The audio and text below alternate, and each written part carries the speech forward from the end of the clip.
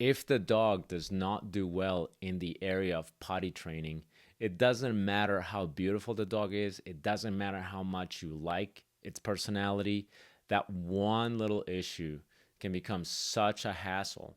So how do we address potty training? Well, there are a couple of different ways to do this. Most people, myself included, I like to put the dog on a schedule.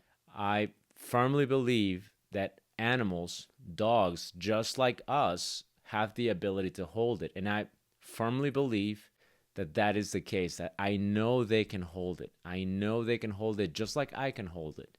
If I have to go, I don't just go. If I have the urge to go, I don't just go, well, that's too bad. I'm eating breakfast at this restaurant and now I'm just going to piss myself. I know you don't do it. I know in general, we accept that as socially acceptable behavior. We have to go, we wait for the appropriate time, and we go. What happens is when it comes to our dogs, we just have this belief that they're incredibly helpless and that they don't have the ability to hold it, when in fact, they really can do that. Going back to the couple of ways to address this. One way, put them on a strict schedule. Meaning, don't leave it up to chance. You basically tell them from the very beginning, you teach them, these are the times you go, this is your opportunity to go, and now it's inappropriate to go. So when we're in the house, when you're in a crate, it's inappropriate to go. When you have the opportunity to go, that's the time to go. So the best way to start this is when they are young, as soon as you get them. Sometimes you adopt adult dogs. We completely understand that. And you don't know the baggage, right? We really don't know it. So we're kind of crossing our fingers, flipping the coin, and hoping, God, I hope this dog is clean. And sometimes that's not the case. But in either event, we want to be able to tell the dog, look, when we go out there for potty, that's it. That's your time. When I bring you inside, that's not your time. When we have a young dog, this is the best way to mold them into that. This is the best way to teach them to hold it. Now, how do we actually teach them to hold it? You can't really tell them, hey, I need you to hold it for a few hours. I need you to hold it for like another 20 minutes. We can't really actually say that to them. To a child, you can tell that to a person. This is how we learn. We learn that it isn't appropriate to just pee yourself, right? We learn that it is embarrassing to just go, oh my God, I got to go now and I'm going to have to go because I just have this urge. At some point in our childhood, we learn either through experience or by somebody repeatedly telling us, right? You need to hold it. Okay, now you got to go. You need to hold it. Okay, now you got to go. But how do we do this with our dogs? Very simple. We just put them in a space where it would be uncomfortable for them to go. Now, the best space for this is a crate. It's a crate, meaning they have just enough space for them. Like, I'm not going to put a dog this size in a crate this big because there is so much space in there that the dog has the ability to go, I'm going to take a piss over there. I can take a shit over here, but then over here, I'm going to be nice and clean. This is one of the mistakes a lot of people make, is that they want their dogs to be comfortable, so they get a giant crate, right? Or when they have a puppy, they go, okay, well, he's going to be 80 pounds when he grows up, so I'm going to get him a crate for an 80-pound dog. Well, the problem with that is, in the process of this puppy becoming 80 pounds, it's going to go from here to here to here, and then it's going to be 80 pounds. But if you put him in a crate right away that is rated for an 80-pound dog, you again have that extra space where the puppy can go, I can go there, there, there, there. A lot of times that's the problem. The owners put the dog in an inappropriately sized crate where the dog has the option to do that. Dogs in general don't want to pee or poop in their immediate space. They are very clean animals in general. They don't like to actually do that. So given the option of them doing it in their immediate space or doing it outside, they're going to do it outside. That's normally what happens. However, if they don't have the opportunity to go outside as often, that's another problem. Or if they have a big crate where there is possibly an option to relieve yourself, a little bit farther that way, well, you can stay nice and clean here. A lot of times they'll take that opportunity. Not to mention that young dogs, if you're working with a young dog, puppies, their bladder is not fully developed to hold their movements, right? Their muscles are not fully developed like an adult. So they don't have as much control of their movements as an adult does. In this case, the best thing to do is to get a crate properly sized for that dog. If you have to get a few crates while your dog is growing up, that is actually what you have to do. Some crates do give you the option to put spacers. So even if you get an 80-pound crate, you could get spacers, basically block out a certain amount of space for that dog as it grows up. That's another option that's great, but that is one good way to do it. And honestly, it is, in my opinion, the best way to do it. It is the best way to teach your dog. Hold it, okay, go. Hold it, okay, go. Now, one mistake that a lot of pet owners also make is when they go, okay, well, it's time to go. They'll open the door, the puppy will go. They don't supervise the dog. They don't keep an eye on it. And they assume because the dog is outside, it's just going to go. But a lot of times it doesn't happen.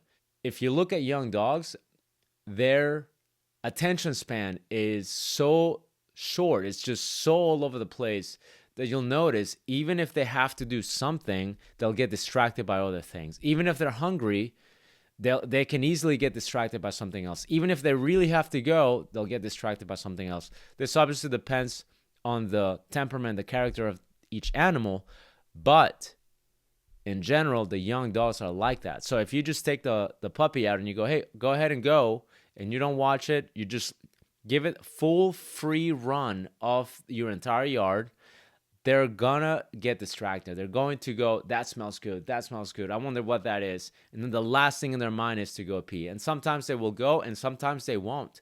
And then you think, okay, well, it's been about 10 minutes or so. Time to bring the puppy in.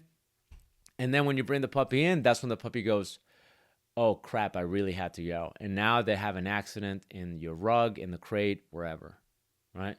So that's why you have to supervise them. You have to do it on leash. You have to let the puppy know, look, we're only going to this spot, nowhere else. Another mistake people make is they take the dog out or the puppy out and they'll go for a walk. They'll go, hey, you're going to go potty. We might as well take you for a walk. That is a huge, huge mistake. When you take that dog for a walk while it's a potty break, then typically what people do is so they'll go for the walk, the puppy or the dog will potty, and then they'll come right back inside. Well, the dog very quickly learns, way before you do, the dog learns, you know what I notice is when we go for our walks, the moment I relieve myself, we go back inside. The dog picks up on that. And then what happens? Your walks will get longer and longer and longer. And I've had people, clients tell me, I take him for a walk and he used to just go at the end of the driveway, but then he stopped going. Then I had to go to the end of the street. And then now he's holding it for like an entire walk, like a whole block we're going before he has to go. And it's becoming really annoying. Well, what happened in those instances, it seems simple as I bring it to your attention, as I expose it, right, from a different perspective. But when it's happening to you, you don't realize that the dog is actually training you, right? The dog has learned the longer I hold it, the longer my walk.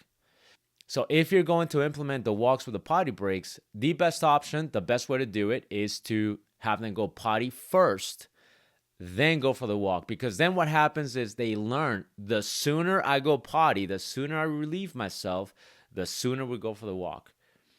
Okay, that is the best way to do it. Avoid at all costs taking him on the walk so that he could go potty. That is a dangerous game. Very, very bad, and it will create a lot of problems for you. Now, another option is the bell. I myself, I'm not a fan of it. I'm a little bit opposed to it as a person, as a dog owner myself, and I'll tell you why. But I'm going to go over that in a moment. So with the bell, you actually teach the dog to let you know that they have to go. So essentially, you teach them to target something that will be of an auditory nature to let you know, hey, I have to go. Now, this could be literally a bell, like a little cowbell, or anything that will make sounds, right? So the way to do this is you basically teach the dog to touch the target over and over and over. You don't really put it in the context of pottying because that can take a very long time. It could work. Anything could work, by the way. But I'm just telling you from experience, the best way to do it is you first teach them, here's the item, here's the bell, here's the touchpad, whatever it is. And every time you touch it, something good happens. Every time you touch it, something good happens. Every time you touch it, something good happens. We can do this through shaping, which is my favorite way to do it. Meaning, I'm not going to lure the dog. I'm not going to boop his nose with the bell. I'm just going to put it there. And every time the dog looks at it, every time the dog leans toward it, every time the dog accidentally touches it, they're going to get paid with food. And then the dog learns, oh, I'm getting it. Every time I touch it, I get paid. I touch it, I get paid. And then what I do from there is, after I'm done holding it, then I put the bell somewhere else. So I put the bell like away from me. So instead of me holding it now, I put it somewhere else. I can put it directly on the location where it's going to be. So if it's going to be near the door, then it goes near the door. And when I put it there, it's going to be at nose level. I don't want it to be so high that the dog has to jump up and scratch the door. I don't want it to be so low that it's a little bit difficult. It has to be right around nose level to make it easier for the dog. So then when I put it there, then it goes from my hand to that. And now the dog basically has to relearn a little bit. Basically, we're generalizing. The dog is going from it's on your hand, you're touching it, to now, I have to go there, touch it, and then I get paid. We do that over and over and over to generalize that concept. The dog's still getting paid. Once the dog becomes familiar with that, then what we'll do is I'll still pay the dog, but to teach the dog that it's not just about touching the bell, but it's about touching the bell, then opening the door, then getting paid. That connects the bell to the door. Because up until that point, they're just touching it to get paid. But now we're going to pair it up to the door opening, meaning we're going to put it there, you're going to touch the bell, we're going to open the door, then you're going to get paid. So to do this, what I'll do is instead of me having the reward, I'll put the reward outside. So if I'm using treats, I'll put the treats outside, like a couple of treats at a time. I'll kind of hold on to the dog. I'll put the treats outside. I'll close the door. I'll have the dog ring the bell. When they ring the bell, instead of me paying them, I open the door and now they can get paid. They can help themselves out there. So this teaches the dog the bell opens the door. And when the door opens, I get paid. This is still learning. The dog's still learning how to do this. Now, to generalize past that point, because this is still learning. If anything, this is the generalization phase, right? The dog is going, I'm learning it. Now I'm applying it in different contexts. But now how do we seal the deal? How do we make it so the dog becomes proficient? Well, at that point, when the dog understands ringing the bell, opens the door, that's how I get paid. Then now we have to pull back a little bit, meaning now it's not just going to be like this fun session where every time you touch it, you're going to get paid. Now we are actually going to withhold some of that payment, and we're going to narrow down when we want that bell to be rung, right? So a lot of dogs like to go outside. A lot of dogs love it, right? They just love to go outside. It's rewarding in itself. So what happens is when we go outside, when we're getting ready to go outside for either a walk or a potty break, a play session, then what I'll do is, remember the bell is already there, I will require the dog to touch the bell, right? So I'll just kind of wait. The dog will be like, are we training? What are we doing here? So what we do is we just wait. And then if the dog goes, you know what, let me try the bell. They ring the bell. I'm going to mark it with a good boy, right? Or yes, something to let them know you did great. I open the door, free. Now the dog goes, oh my God, I opened the door. Now I get to go outside, which that in itself is a reward, right? For most dogs. Now, if you don't have that dog that likes to go outside, it's very few. Some dogs are like, they don't want to go out there. So if that's the case, then I'll just do a lot of good experiences outside. So a lot of feeding outside till outside becomes desirable. If you have the type of dog that hates to go outside, that's where we would start. But for most of the dogs, we basically let them know, you touch that bell, we go out. right? We go out, you get to potty, you get to play a little bit, you get to hang out, and then we come back in. That's how we then teach the dog when you want to go out there, you go. Now, for us to really, really seal the deal, for us to really let the dog know, hey, only for potty, right? Once we've done the ring the bell, we go outside. Ring the bell, we'll go outside. Once we pass that, we have to again pull back a little bit more and go, okay, now it's not going to be every time. Now what's going to happen is we're going to go back to our schedule. Okay, it always goes back to that, right? It has to go back to that. We're going to go back to our schedule. When I have a pretty good idea of when you're more likely to go potty, so usually in the morning, right? Usually in the morning, they have to go. So I know that the first time you go out in the morning, you're very, very likely, it's almost certain that you're going to go potty. So what we do is we go to the door, and by then, the dog will probably beat you to it. They'll probably start ringing the bell, right? Perfect. We go out, potty. We bring the dog back inside after they had a good time out there for a little bit. We bring him back in, and then you will notice the following. When they don't have to go potty, they will start ringing the bell because you've built such a reward history with ringing that bell. You made it so valuable, which you had to, honestly. But you've made it so valuable that now the dog goes, oh, the bell, I'm going to ring the bell. I might get paid and I might go outside. But this is where we kind of go back to our schedule and we go, look, you just went potty. You're ringing the bell because you're trying to get paid, right? You're trying to go out there. You're trying to get me to give you some treats. I understand what you're doing, but you're not going to get paid. So we're doing now a little bit of withholding. We're not fully using extinction, but what we're doing is we're putting the ringing of the bell now more on an intermittent schedule. So instead of them just ringing the bell and getting paid either with treats or going out every time, now we let the dog know, I know you don't have to go. You just went. I know you're ringing the bell because you have such a reward history, but now we're not going to pay you every time.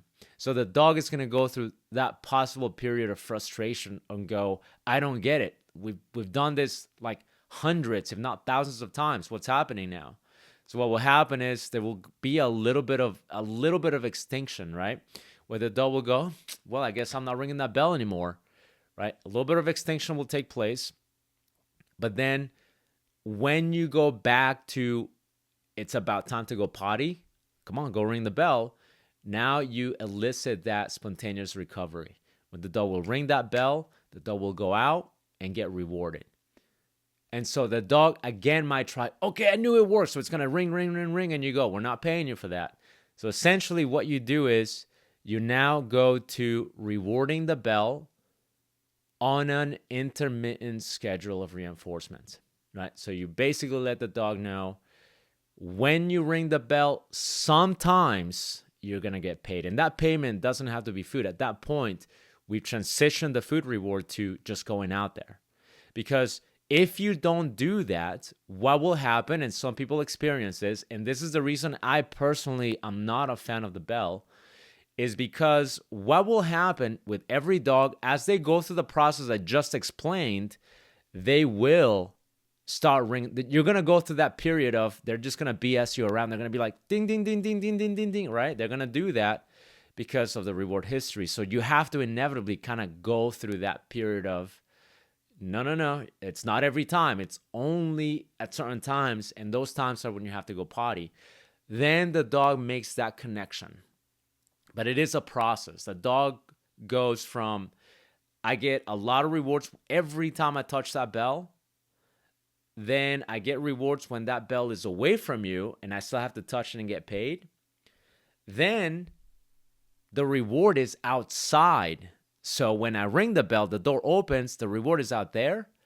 Then the reward is outside. That's the reward. Going out is the reward. And then after that, the reward happens on an intermittent schedule, meaning we're not just going to go out there. We're going to go out there at certain times. So the dog then makes that connection. It's around my potty schedules that I get to ring the bell and go out there. That's the entire process in a nutshell. And this is how we use that method of potty training, is by letting the dog tell us when they have to go. Why I don't like it, I myself, again, I'm more of a, you can hold it. I'm a responsible dog owner. So I'm going to keep tabs on you the entire time. I'm going to look out for you. I'm not one of those people, and I'm not judging, but I'm not one of those people that I'm so busy with 1,000 other things that my dogs have to tell me they have to go. I'm very aware of my dog's schedule. They go out, they train, they play. So they go out so many times that they know, they learn out there is where we get to go potty. Now I'm going to put a little bit of a side note to this video, and that is dirty dogs. Dirty dogs are different. Let's go back to the crate. So when I told you earlier that dogs in general are clean animals, that is in fact the case. Dogs do not want to be dirty. They don't like to be pissing and shitting in their own space. They don't like to step on their own pee. They get very uncomfortable.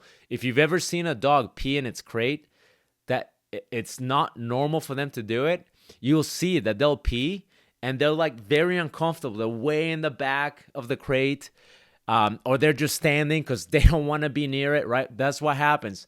Generally speaking, dogs don't like to pee in their space. If you have the appropriate size crate, meaning if you have a crate that's just big enough for them to stand and turn around, which is the right size crate, by the way, if you have that type of crate, most dogs are going to hold it, right? Except for the dirty dogs. The dirty dogs are the ones that they don't care. Like, they are literally okay laying and sitting and sleeping on their own urine, on their own crap. They're okay with it. It's not that they love it. They don't love it, but they're okay with it. So what happens with these dogs is they were raised in an environment where during the whelping stage, during the first 6 weeks of their lives, or the first 16 weeks of their lives, they were forced to basically live in a box with, like, usually with their litter mates. You see this a lot of times with puppy mills, where, you know, the puppies are all in a box. They're literally pissing and shitting on each other. They're stepping on their own shit. So this happens at such a young age that they don't know any better. It's not like they learn to love it. They just don't know any better. To them, that's normal. You're supposed to pee where you're sleeping because that's how they were raised the first 6 weeks, or sometimes the first 16 weeks of their lives. That period of time, really the first 20 weeks of their lives, is incredibly important. So the first 6 weeks of their lives, before they go to their owners, like if they're being bred, right? If you're acquiring this puppy from a breeder, that's how you know if your breeder dropped the ball, or if your breeder is responsible or irresponsible. When you take the puppy home, and even if you are very diligent with their potty breaks, they frequently piss themselves in the crate. So when I get the puppy home, I'm taking that puppy out every hour, and then eventually every 2 hours, and then eventually every 3 hours, then eventually every 5 hours. Okay. But even if that schedule is maintained, and, you know, accidents happen, by the way. Just because your puppy had an accident in the crate doesn't mean, oh crap, I got a crappy dog, it's a dirty dog, and the breeder was crap. It doesn't mean that. Most dogs are going to have accidents at some point in their lives, especially when they're young. It's when it happens continuously, when you're so diligent about your schedule that it doesn't matter, they're still doing it continuously. That's when you know, well, this is happening so frequently, it's almost like it doesn't bother him. That's when you have that suspicion of this dog is dirty. And I've seen that. I've seen dogs that you could be diligent with their schedule all you want, but because of the way they were raised, the way that their lives were maintained for the first 6 weeks, 7 weeks of their lives, where they were forced to be in a crate, forced to, like, through no fault of their own, right? Like, they had a crate, all the litterments were just thrown in there, and they were there for hours and hours and hours, like hours, just pissing and shitting on each other, right? they don't have a choice. They learn to accept it and they go, this must be normal. And then when you take them apart and then take them to their families, they maintain that behavior where they go, it's normal for me to just piss here, right? So that's what happens, and that's what we call a dirty dog. Now, a dirty dog is not a dog that just pees in your house, by the way. Like if your dog, this is a misconception that people sometimes have. Sometimes people sort of understand what a dirty dog is, but they don't fully understand it.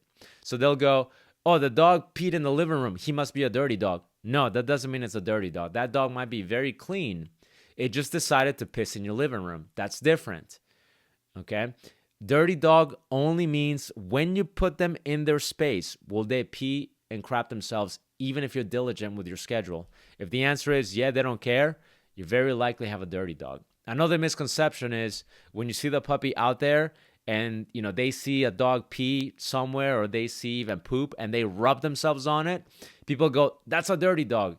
That's a misconception. That is not a dirty dog. That's just a dog that wants to rub the smell of piss and crap on themselves, right? That's different. That's not a dirty dog. So a dirty dog is very specific to that. Now, the obvious question here is, well, great, damn it, I have a dirty dog. How do we address that? It is difficult. It is a challenge. And it's one of these where you're going to have to basically maintain. Fortunately, there aren't that many. But when it does happen, you just have to be so incredibly diligent. And you have to basically go, I'm going to be consistent with the potty breaks, but on top of that, I'm going to do some other things. What I've seen a lot of people do is they just kind of deal with it. Just go, damn it, this freaking dirty dog. Either they get rid of the dog or they just make the dog an outside dog, which is fine. That's a great option.